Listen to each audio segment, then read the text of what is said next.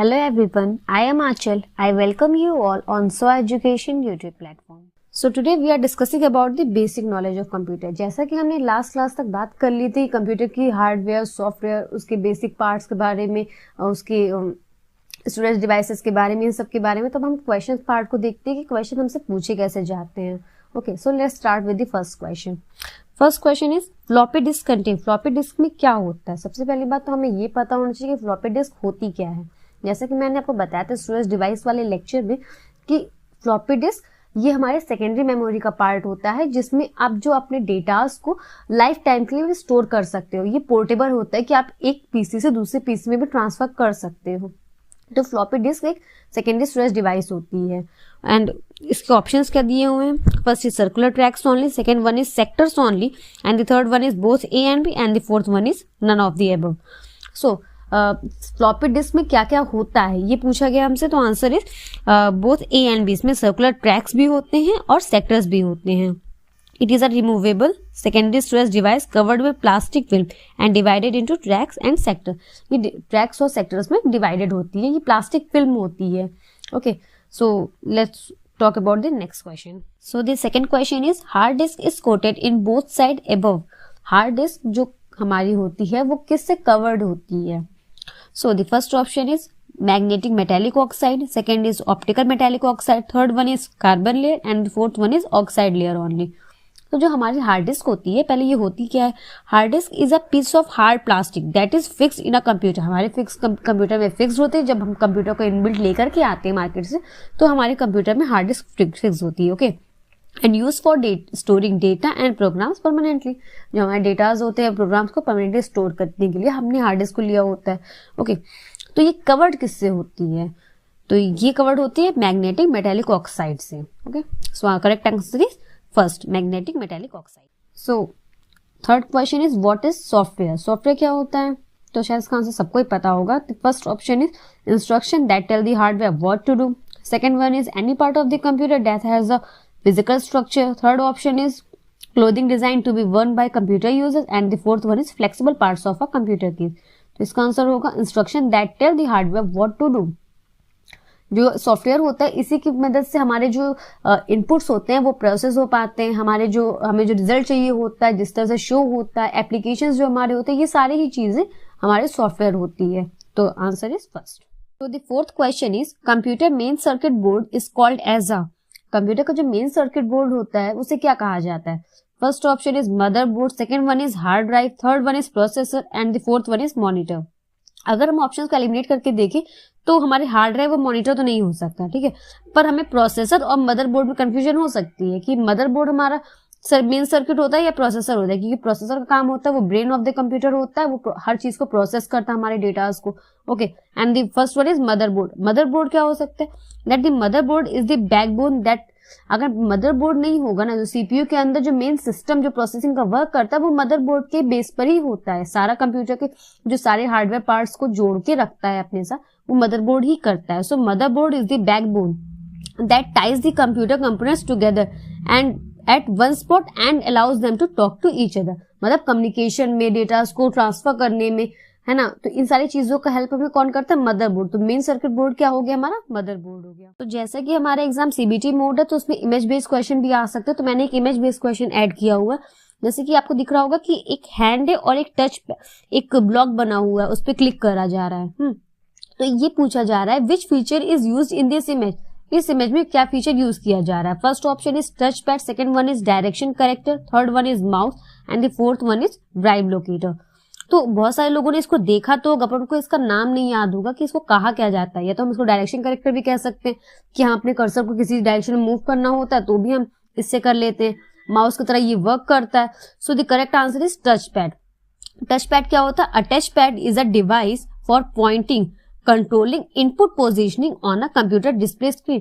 Computer के display screen पे जो भी चीज हमें कभी सिलेक्ट करनी हो या फिर किसी चीज को क्लिक करके ओपन करना होता है तो हम इस टच पैड का इस्तेमाल करते हैं. और ये जनरली केवल लैपटॉप में प्रेजेंट होता है, कंप्यूटर में प्रेजेंट नहीं होता है. सो the question number 6 is RAM is like a computers dash while a hard drive is like a computers dash. इसका फिल इन द ब्लैंक्स की तरह से है. तो so the first option is short term memory slash long term memory and the second option is long term memory slash short term memory. तो जो RAM होती है ये हमारी स्टोरेज मेमोरी है। रैम को इस तरह से मैंने आपको समझाया था कि जब हमारी लाइट जाती है तो जो डेटा जो हम कोई भी वर्क कर रहे होते हैं वो जब स्टोर नहीं होता है, लाइट जाने पर वो डेटा इरेज हो जाता है, उसे हम रैंडम एक्सेस मेमोरी कहते हैं। रैंडमली हमने उसे एक्सेस किया हुआ था, तो जो डेटा स्टोर नहीं हो पाता है वही हमारी रैंडम एक्सेस मेमोरी होती है।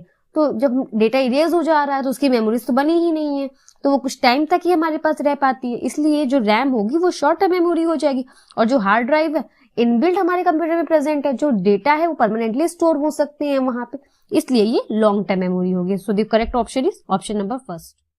So the seventh question is, what is Ethernet port used for? First option is connecting to the internet. Second option is connecting smartphones and the other peripherals. Third option is providing power to the computer, and the fourth option is creating new user account. तो जो हम जैसे हम cyber cafe में जाते हैं, बहुत सारे पीसीज कनेक्टेड होते हैं एक दूसरे से, तो जो एक केबल से हम बहुत सारे पीसीज को कनेक्ट कर सकते हैं ना, वही कॉन्सेप्ट इथरनेट का यूज होता है। ओके, तो Ethernet port is use for connecting to the internet. कई सारे पीसीज को इंटरनेट से कनेक्ट करने में हम इथरनेट पोर्ट का यूज करते हैं। So the 8th question is, Windows, Mac OS and Linux are the examples of. ये किसके examples? Option is, first is mobile device, second one is operating system, third one is web browser and the fourth one is internet service provider. So Windows, Mac OS और Linux, जैसा कि हमें पता है ये सब एक ऑपरेटिंग सिस्टम के एग्जांपल्स है, मैंने आपको पढ़ाया हुआ लेक्चर्स में।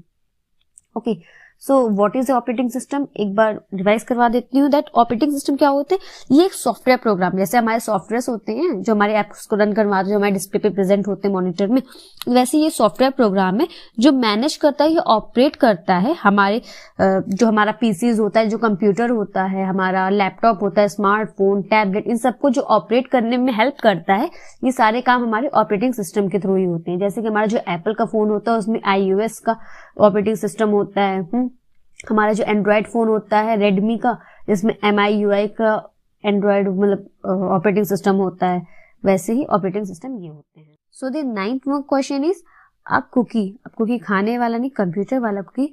सो the option is, stores the password of the user, stores the information about the users web activity, third one is store software develop by the user, and the fourth one is store the command use by the user. तो cookie क्या होता है, पहले हम इसके बारे में बात कर लेते हैं। Cookie is a small piece of text sent to your browser by a website you visit. जो हम जैसे हम किसी साइट के बारे में सर्च करते हैं, उसके थ्रू हमारा जो ब्राउजर, जिस ब्राउजर के थ्रू हमने सर्च किया हुआ है, जिस साइट पे हमने सर्च किया, वहां से एक छोटी सी बिट में इंफॉर्मेशन को हमारे ब्राउजर पे भेजा जाता है, वही चीज कुकी होती है।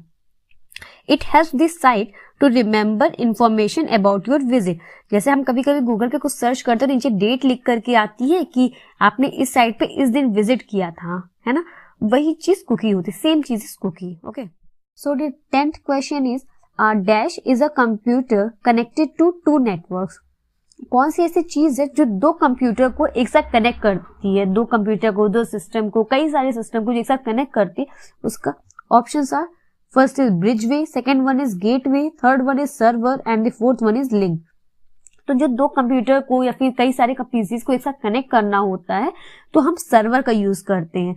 Bye the help of server different PCs are connected to each other and they can share their datas, they can share their internet uses. जैसे कि हम इंटरनेट के थ्रू इंटरनेट प्रोवाइड करते कई सारे सिस्टम को, वैसे ही हम इंटरनेट सर्विस प्रोवाइडर से जो इंटरनेट का कनेक्शन लेते हैं, हम कई सारे सिस्टम को एक साथ दे सकते हैं by the connection of the server. कई सारे पीसीज को हम एक सर्वर से कनेक्ट कर दिया, उसके बाद हमने उनको डेटाज भी दिए, कुछ केस ट्रांसफर करवा लिया, कुछ फाइल्स ट्रांसफर करवा सकते हैं, ये सारी चीजें हम इसके हेल्प से कर सकते हैं। So the 11th question is, the process of carrying out commands is called. जो हमारे कंप्यूटर को जो हम कमांड्स देते हैं, कंप्यूटर उस कमांड को जो एग्जीक्यूट करता है उसको हम अपने टर्म्स में क्या कहते हैं? So the option is, first is decoding, second one is executing, third one is storing and the fourth one is fetching. तो डिकोड तो वो करता है, अपने लैंग्वेज में कन्वर्ट करता है हमारे दिए हुए इनपुट को, है ना, ये भी कह सकते हैं। सेकेंड वन इज एग्जीक्यूटिंग, हमारे कमांड्स को वो एग्जीक्यूट करके हमें जो आउटपुट देता है, हमारा कमांड्स क्या हो गया, हमारा इनपुट हो गया। हाँ, तो जो कंप्यूटर हमारा है उसको हमारे जो वर्क को एग्जीक्यूट करता है, डिकोड केवल नहीं करता, अपनी लैंग्वेज में कन्वर्ट ही नहीं करता, उसे एग्जीक्यूट करता है, पूरे प्रोसेसिंग के बाद हमें आउटपुट देता है। इसलिए correct option is executing. The process of carrying out command is called executing. So the question number 12 is which of the following can input graphical images and pictures for a computer. किसी computer के लिए हम जब हमें images या फिर pictures को insert करना होता है, इनपुट में देना होता है, तो हम क्या चीज यूज करते हैं। First is option is scanner, second is printer, third one is plotter and the fourth one is mouse. तो जैसे कि अगर हम बात करें प्रिंटर की, प्रिंटर में तो हम किसी भी चीज का अगर प्रिंटेबल फॉर्म या फिर हार्ड कॉपी चाहिए होती है तो हम प्रिंटर का यूज करते हैं, ये हमारी, ठीक है। प्लॉटर में तो हम प्रिंटेबल डॉक्यूमेंट को कुछ जैसे कि कुछ बिल्स निकालने हुए तो उसमें प्लॉटर का यूज हो जाता है। माउस में से तो हम क्लिकिंग का काम करते हैं किसी कर्सर को यूज करने के लिए, तो ये नहीं हो सकता। तो हमारा ऑप्शन बचता है स्कैनर। स्कैनर में देखिए जैसे हमें कहीं पे कुछ डॉक्यूमेंट्स अपलोड करने होते हैं या फिर कुछ भी चीज हमें अपलोड करनी होती है, स्कैन कॉपीज, वो सब हम स्कैनर से करते हैं। ओके, तो हमारे क्वेश्चन में लिखा हुआ है कि जब हमें किसी भी चीज के इनपुट में ग्राफिकल इमेजेस को देना हो या फिर पिक्चर्स को देना हो तो हम किसका यूज करेंगे, स्कैनर का। स्कैनर के थ्रू ही हम कई सारी पिक्चर्स को या फिर किसी भी डॉक्यूमेंट को अपलोड कर पाते। So the 13th question is connection और लिंक टू अदर डॉक्यूमेंट्स और web pages that contain related information is called. So the option is first is hyperlink, second one is dial-up, third one is E cash and the fourth one is electronic commerce.